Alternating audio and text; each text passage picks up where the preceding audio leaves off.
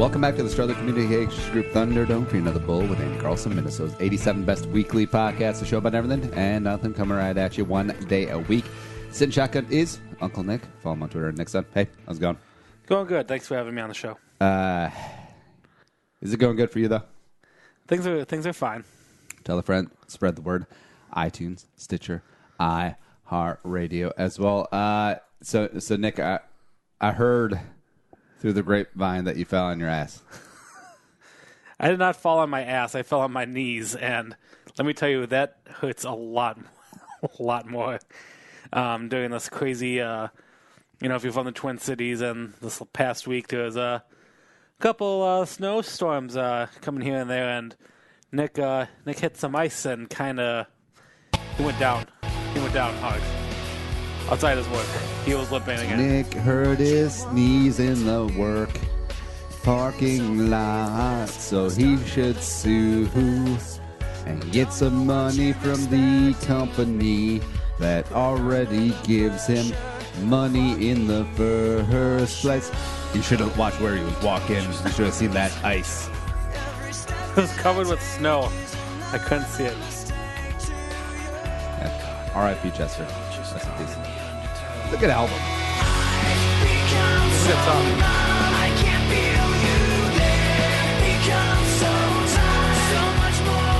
See, this is what I want to know. How come it seems like almost all music is from a place of angst? Of angst? Yeah. Like teen angst. I mean, like punk rock, metal. You can't control me. Or like unrequited love. I mean, that's... Where's all the happy music? Happy songs don't sell that much unless you're Pharrell, who does a song called Happy. I guess a little too much on the nose. I don't know. I mean, with music, I think people would relate more to the songs that are miserable. Like they go with stuff like that. I mean, it's the miserable songs that it's songs like this, that scream like a cry for help or something. I don't know. My coworker was making a point that a lot of Chester Bennington's songs, like if you listen to them like lyric-wise, like maybe he was crying for help a long time ago, and and we shouldn't be too surprised that he was taken from us early. Yeah. But I don't know. I love Linkin Park though. Speaking of angst music, Josh Pelto Remax referred. Also, fellow musician, also is into the rock music as well. And here's the thing, like snow is melting eventually, and that's when the housing season is really going to open up. So whether you're buying, you're selling, doing whatever, he is the man to call. Answers emails any time of day and text messages as well. Give me an email, josh.pelto@remax.net or 763-213-4617. Hit him up, Josh Pelto, Remax Preferred. So the Twins, opening day. What's going on? It's exciting. Do you remember 87 or 91 at all? I do not. Oh. I vaguely remember 91, like not very well, though. I mainly just remember the Homer hankies. I think I kind of remember the hankies a little bit, but not too much. I was kindergarten in first grade. And Gladden at third. Base hit loaded, 1 out. Right, so this is them about to win in 91. Dan Gladden's at their base, Kirby's at second, and this one win the 10th inning. This is one where Jack Morris is just like, I got this. Yeah, I got this. Infielders are sort of halfway at second and short. Look at that old stupid Metrodome. Pena in a chance. The Twins are going to win the World Series. The Twins have won it. It's a base hit. It's a 1-0 10-inning victory.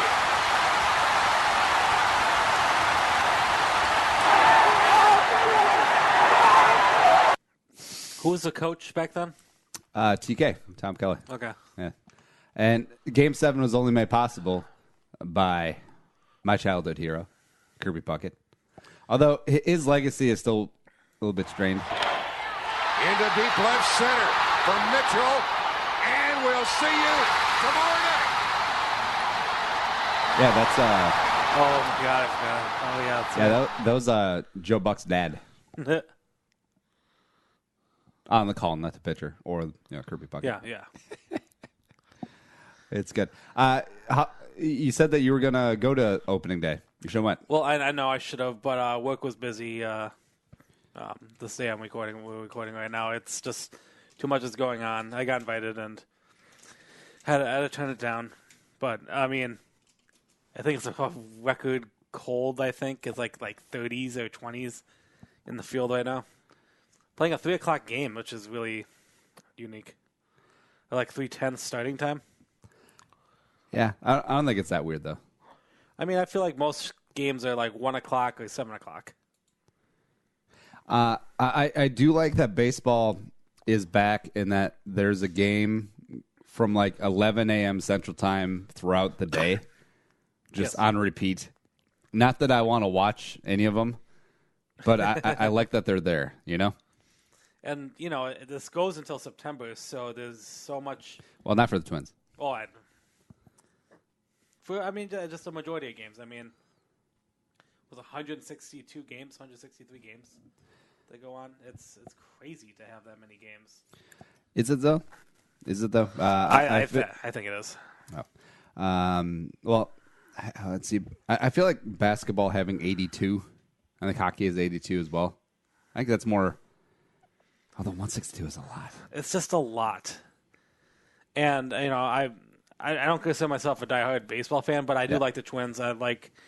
Last year I didn't watch any of it because of work stuff. I was super busy with work, but I want to be a Twins fan in this year, and I want to go to a couple games. I want to follow some, via radio.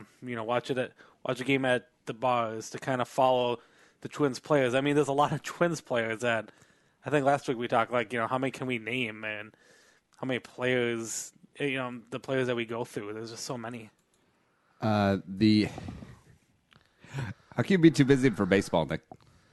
You know what? Asbestos is everywhere, and I stay busy with that. What'd you do this week? Did you do anything exciting? This week? Yeah. Not too much. I was staying with the weather and everything. No, I was floating around at work doing asbestos stuff, mold stuff, as I typically do. Nothing too big. Is that all you do? That is all I do. That's my life. My new life and my new condo lifestyle is work, 10-hour days, go home, make dinner, and then just go to bed. Do you remember Fort Minor? No. It was the offshoot of Linkin Park. Like, it was basically everyone from Linkin Park except for Chester. No, I don't remember this at all. When was this? You don't remember this? No. Let's go.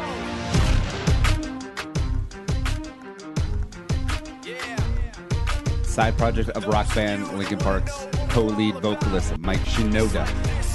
This is 10% luck, 20% skill, 15% concentrated power of will, 5%. No, this song is on like every college football highlight reel. I like the beats. He just wants to be heard, whether it's the beat of the mic. He feels so unlike everybody else, alone in spite of See, Mike Shinoda, even though his name is Shinoda, so it's apparent, but he walks the fine line where you see him, it's like, I don't know if this guy's Asian or Mexican. I was just wondering that too. I thought he's Asian, isn't he? Well, yeah, Shinoda, yeah. Yeah. Oh, Yeah. like no Asian names. Who's that guy? I don't know. So like a hip hop version of Linkin Park. Something like that.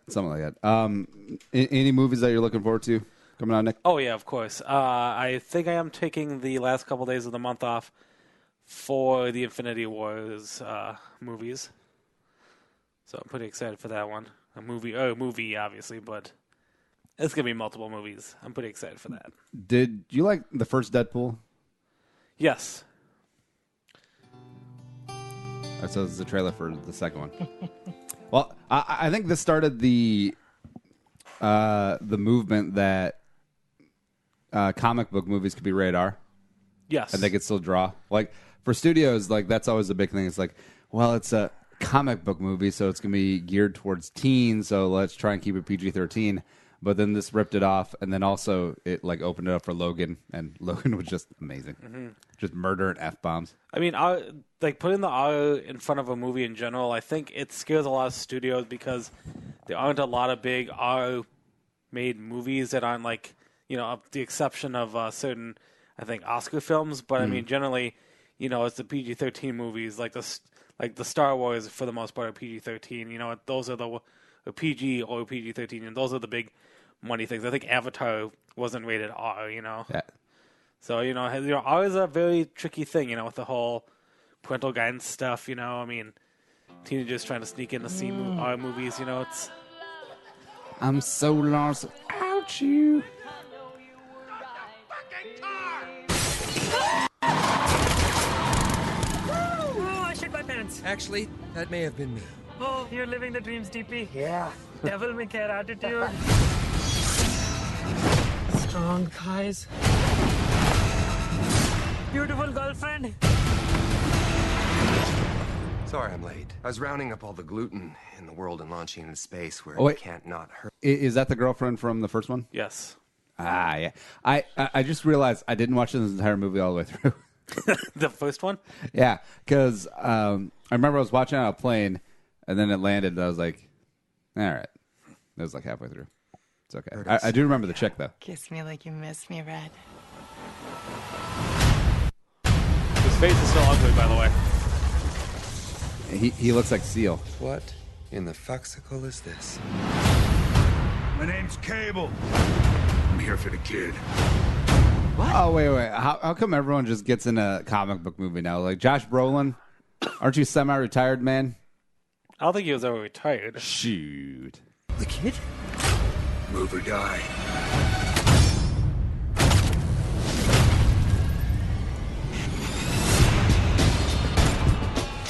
Kids give us a chance to be better than we used to be. He needs you. You're a lot smarter than I look. I ain't letting Cable kill this kid. But I can't do this alone. Can you speak up?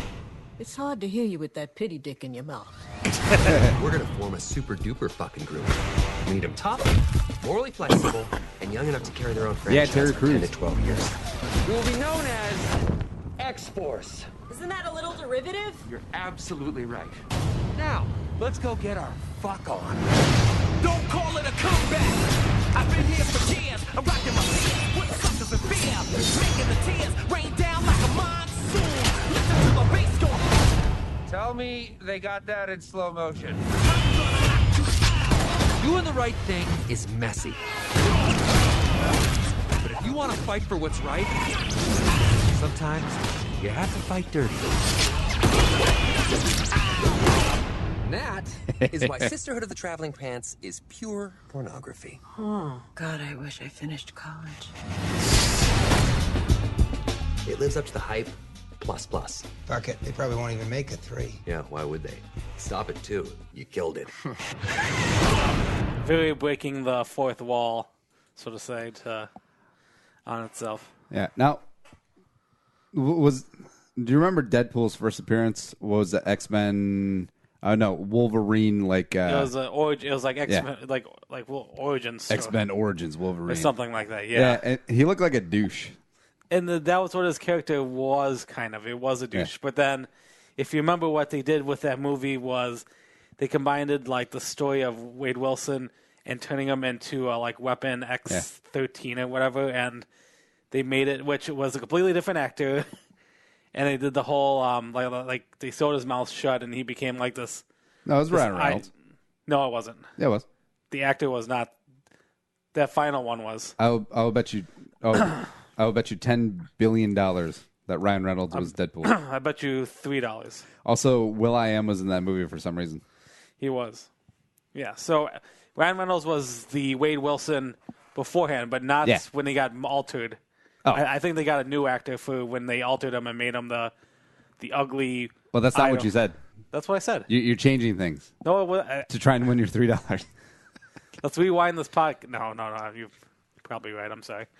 But that's what I meant, that that second guy, like when they morphed him into that new bad guy at the end. That was not Ryan Reynolds playing him.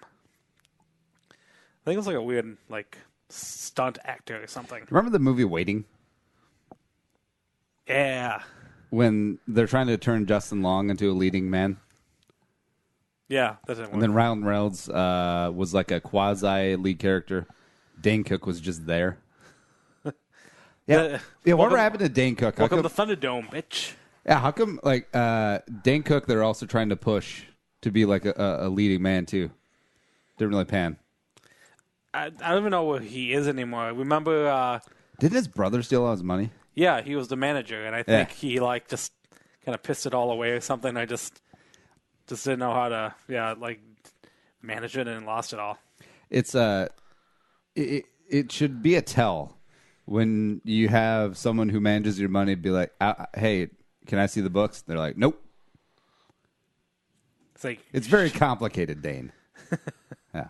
Something that's not complicated is a little bit of celebrity stage name game. All right, so the premise is quite easy. Producer Allie has given us a handful of real names of musicians because, it's usually musicians that go by stage names. Well, I guess that makes sense. Stage.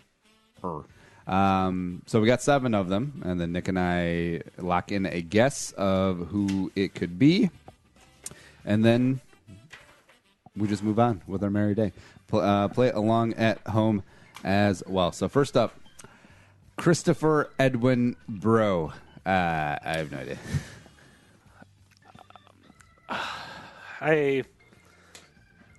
The first thing came to mind, I'm writing it down. So, all right, Christopher Edmund Bro. All right, so it's all musicians.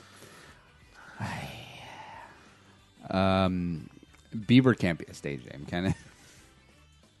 I will say Ice-T. I said Chris Brown. Chris Brown. Christopher Edwin Bro. Frank Ocean. Oh, dang. Nope. I've heard of him. He's supposed to be really huge, but I can't name a single song Frank Ocean does. But, yeah, he's supposed to be like a huge musician. Is he the one who does the Cooler Than Me song? You probably don't. No, that's someone else. Oh. All right, so next up, we're 0 for 0. We might go 0 for 17 here, but it's okay. Good chance. Next up, Jason Joel Des Ralex. Oh, Derulo, yeah, because of the Cajun. I already know. So this is not Frank Ocean. That's what you're telling me. All right, I'm going to guess Jason Derulo. I said Jason Derulo, too. And then Frank Ocean. Oh, no, Jason Derulo. Yay. Yay. All right, we're both on the board with 1. We got 5 to go. Celebrity stage name game. More musicians. Next up, Frances Ethel Gum. Frances Ethel Gum. Ethel, so a female maybe? Yeah. Frances? I mean, Frances can be a boy's name.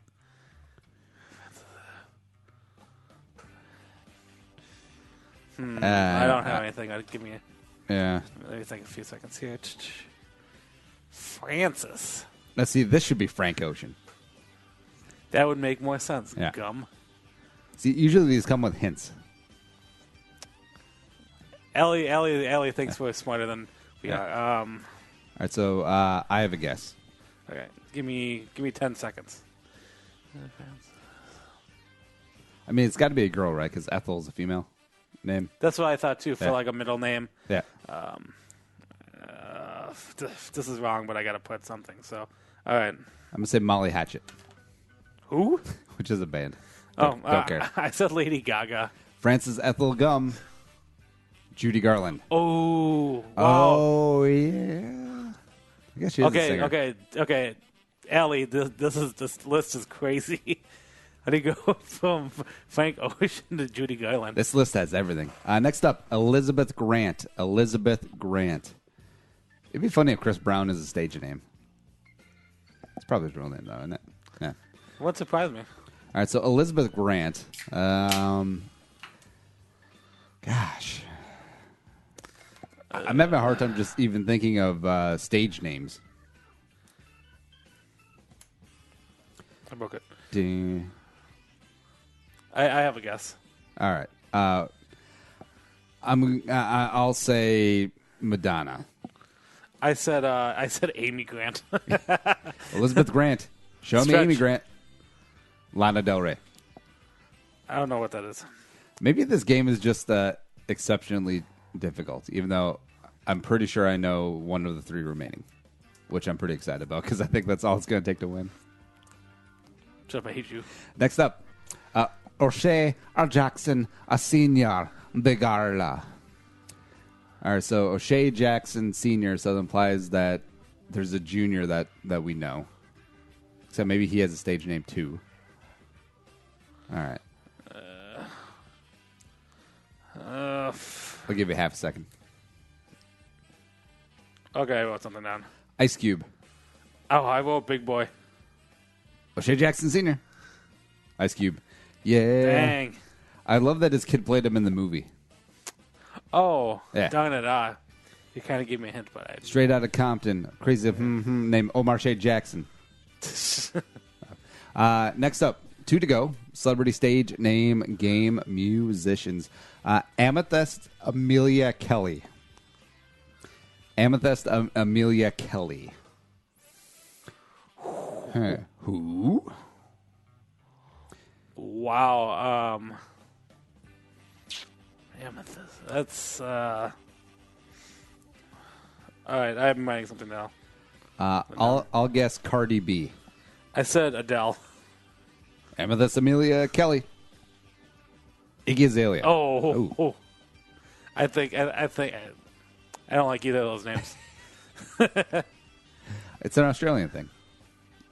Amethyst. I guess. It's funny hearing Lady Gaga talk. You know, because when she raps, she's very accent neutral. But when she talks, she sounds like a Kiwi. Yeah. Which is funny. Though, yes, I know Kiwis are New Zealanders, but whatever. Brit. Oh, do you remember Flight of the Conchords? Yes. That was a great show. That was okay.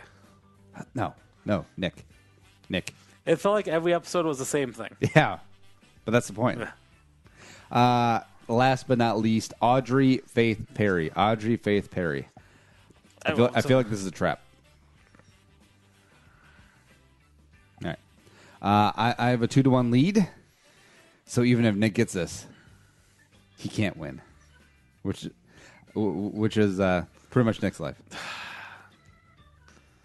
We'll edit that out of the post, Allie. All right. I'm torn between 2 names, both pretty obvious. All right, I got mine.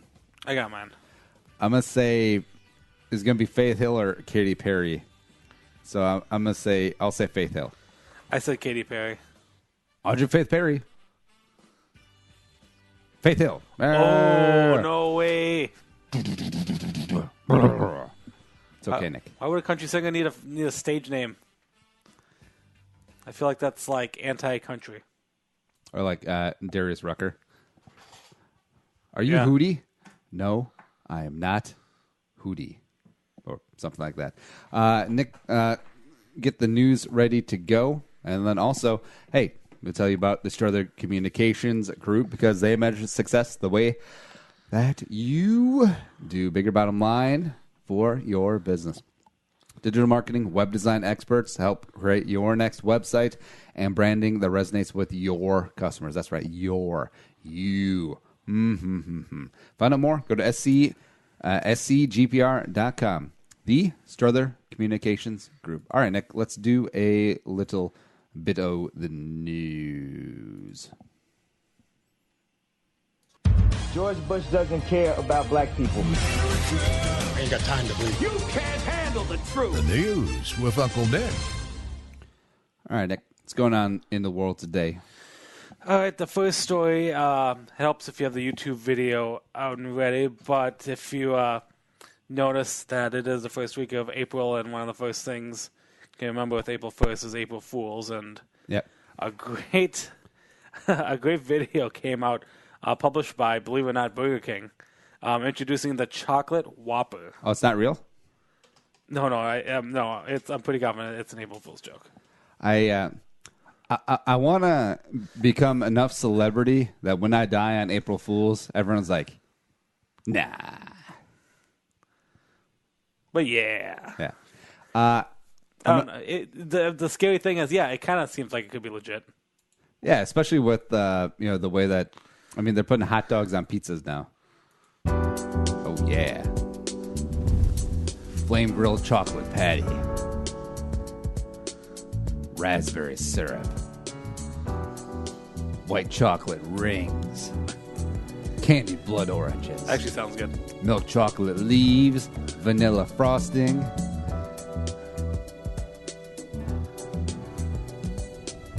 Chocolate Whopper. Coming soon. Maybe. They should actually make that. No, they shouldn't. They should legit make that. Flame grilled chocolate patty. What the hell does that mean? I don't know, but no, like they should make a dessert Whopper. I feel like that would sell. It's like a joke, maybe. I don't know. Like I don't know. No. I think that sounds chocolate cake bun.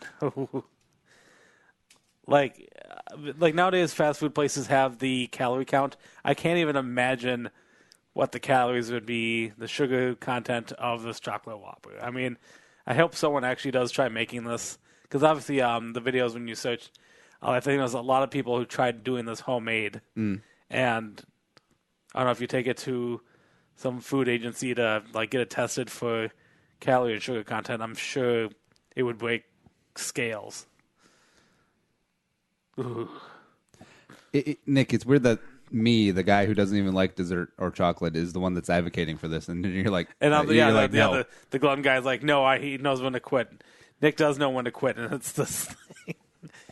This is where you draw the line. This is the one thing I draw the line. I buy cans of Spam at home. I stock my fridge with Spam. But this is chocolate patties where I draw the line. Spam is surprisingly expensive. It's like $3. Yeah, it's not too bad. Because I think it was a 6-pack at Costco for like $14. I'm like, it's kind of expensive. But then you think it's like, oh yeah, well it is meat, so I hope it is. It's to its purest form. I mean, you're filling out that whole can with Spam. Well, do you ever come across anything that is like too cheap? Then you have questions. Too cheap, and you have questions about it. Like if you look on Amazon and say that you're looking for a new watch, and then you see one like $40, $40, and then you find one for $7, and you're like, "What's wrong with this watch?" I'm trying to think about it for food. Like all you can eat sushi for $5. Wouldn't you have some questions? Typically, because I love sushi so much, I'd be like, "Bring me over there." But I'm trying to think of for fast food. I think because I think Burger King is so desperate because McDonald's obviously is leading the way in the burger market. I think I know Burger King sells like sausage biscuit sandwiches for like 79 cents. So I'm like, how do you even make money? And I think they had like chicken nuggets for like $1 or something, and it's. I'm like, there's a point where you're not making any money, and these companies should be making money if you're selling a product, right? I mean, that's how business works 101. Hopefully have a product that, that costs or that you make more money than you spend in it, right? Isn't that how businesses work? Like you can't have a $5 all-you-can-eat sushi bar if it's costing you $10 to $20 a person to make it, right? I mean, it doesn't make sense. What's your go-to fast food order? Go-to fast food for which restaurant? I don't know. Like, say you had like $10. You go to any restaurant you want. You want something. You have all of your options available to you. What are you getting? McDonald's, I always do a double cheeseburger, medium fry. Yeah, McDonald's for fries because of the fries. Burger King, sorry, I'm not. If you're a sponsor of Burger King, I'm sorry, but I don't dig your fries. So, how much I love your burgers more than McDonald's burgers, I'd rather have a burger fry combo where the fries are better than the burger, and McDonald's, it just works better that way. Yeah, haven't they looked into like how McDonald's does their fries? You think they would? I mean, Like the fryman beef tallow, which is amazing, and fryman I recommend beef tallow, like the marrow.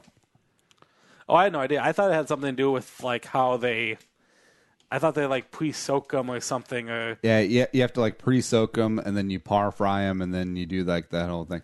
How can there just not be a short video on how they are made? I don't know. It's just because I mean, like you'd think all the restaurants would kind of try to do something like that or copy it. Because obviously, I am a fast food connoisseur. I've gone to all of them, and like no one does fries as well as I personally think as McDonald's. I don't think any place has as good as a fry.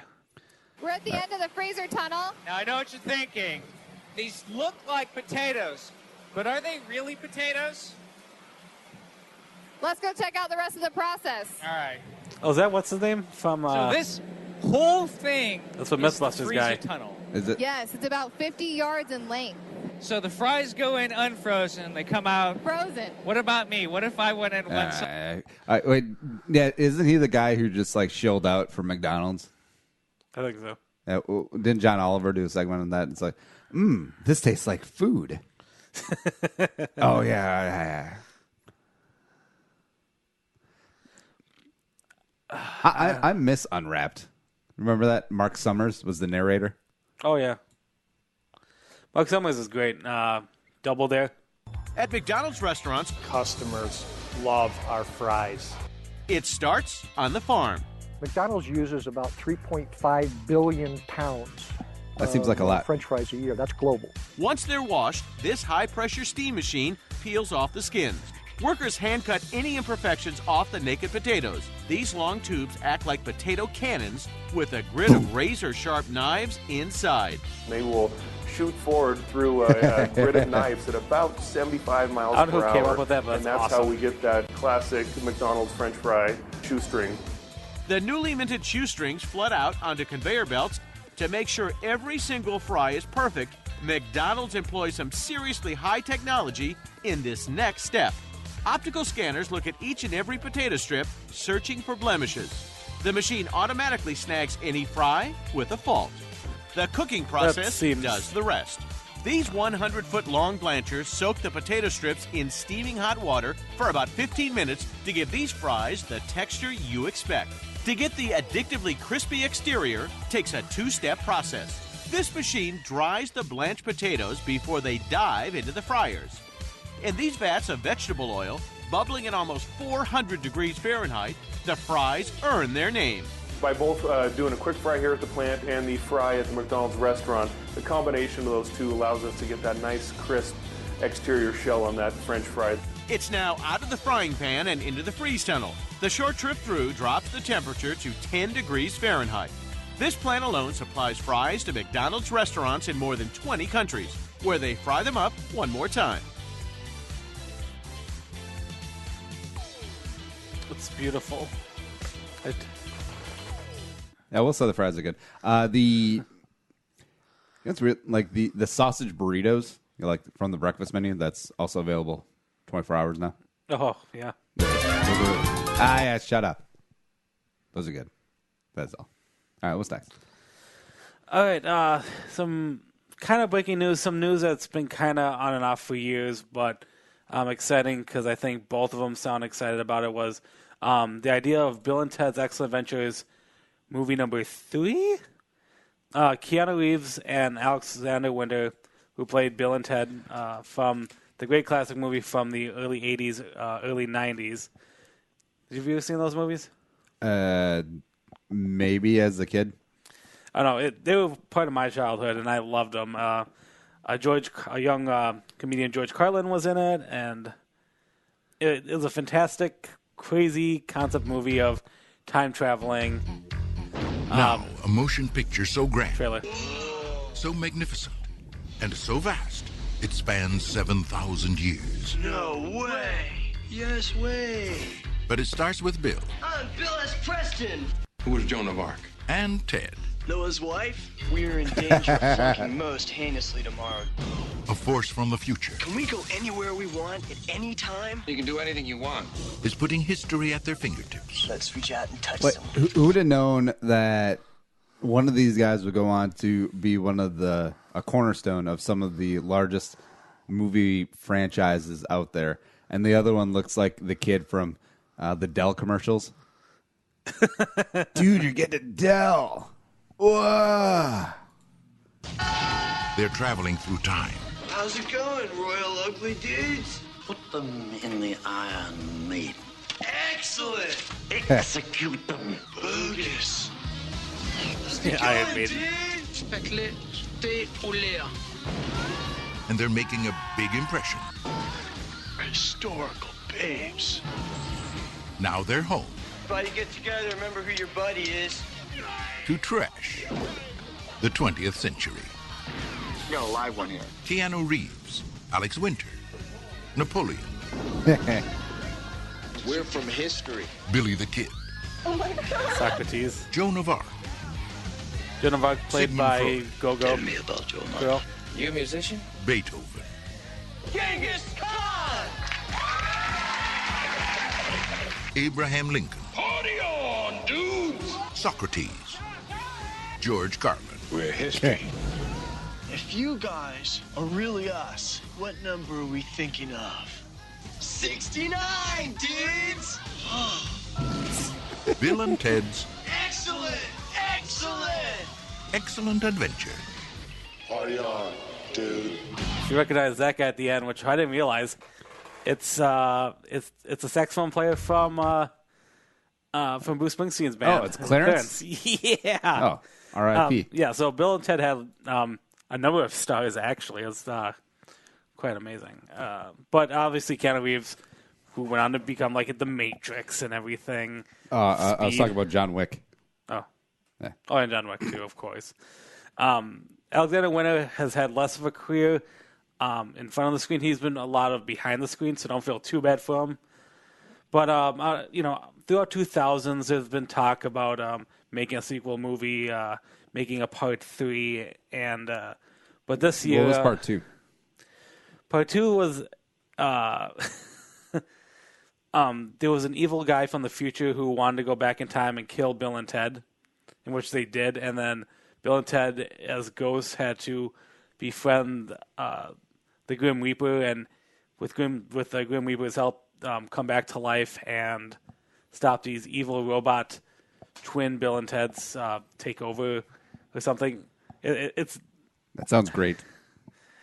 Yeah, if you guys don't know the movies, I mean, this may sound like crazy stoner films, but these are fun films, and it's all kind of based on this point where in the future, like I think it's 2020, 2700 something, like that far in the future, like it's a beautiful utopia because these two like stoner high school kids end up creating music that was so powerful that it created like a utopia for society, like they're on for us. It I don't know. Anyway, but they've been talking about trying to write a movie, write a script, get the original writers from Bill and Ted's 1 and 2, and I don't know. Entertainment Weekly has photos of them now. Here you go. I'll show Andy this right now. You can see Bill and Ted. You see Keanu Reeves and Alexander Winter in the iconic phone booth time machine.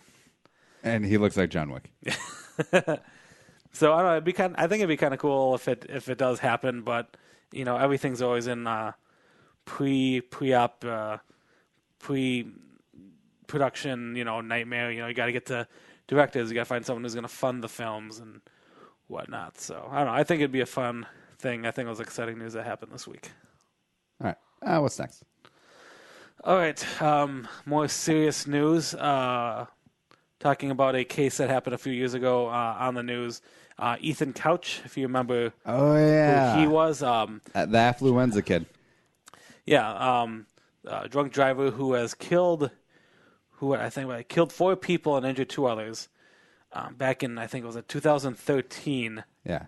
Yeah, 2013. The whole storyline was that his defense lawyer blamed affluenza, which is what it means to not that he would because being from a rich family, he didn't have the doesn't know the consequences of right and wrong. Yeah, and he got away with that too.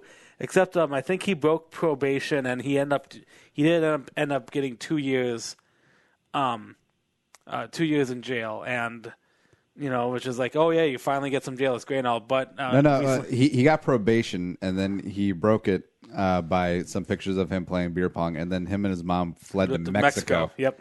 And then they caught. It's like, are you kidding me?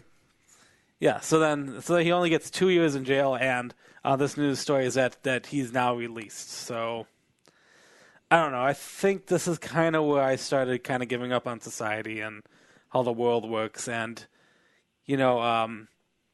like 4 people are dead because of all this, and trying to use the excuse that he doesn't understand rights from wrongs just because he was born in a rich life. I mean, like, that's kind of BS, don't you think? Yeah. Also, he looks like a kid who would not do well in prison. Maybe that was part of it. I don't know, but I don't have faith in the world anymore. I'm sorry. This is this is awful. He 16 years old, killed 4 people. Just killed 4 people drunk driving. Yeah, wasn't it someone was stopping to help someone who's broke down on the side of the road as well? Who also came to help? Yeah, all were. Yep. That's what the storyline says. Left her home, whose SUV is broken down. Brian Jennings, a youth pastor, was driving past and stopped to help. They were all killed. 2 people riding in the bed of the pickup were tossed and severely injured. One of them, brain injury. They filed a lawsuit against the Couch family. Yeah. Alcohol blood content 0.24. 0.24. Which is 3 times the legal limit. Yep, and all he got was technically probation.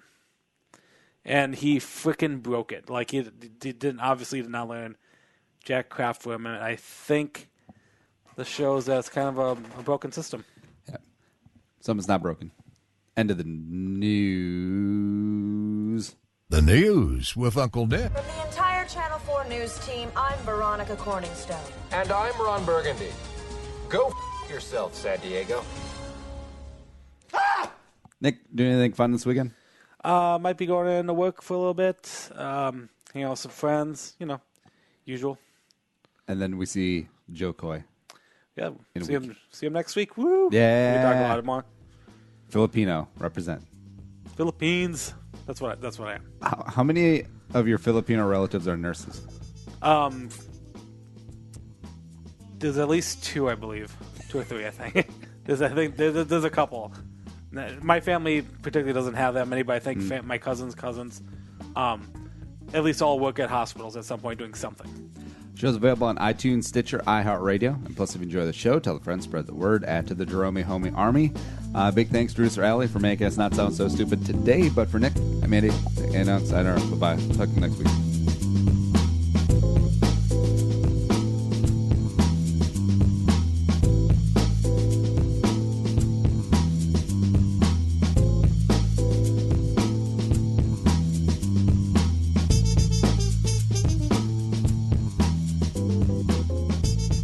Thanks for listening to Bowl with Andy Carlson, Minnesota's 87th best daily podcast. Download the show on iTunes. Everyone's middle name is Jerome.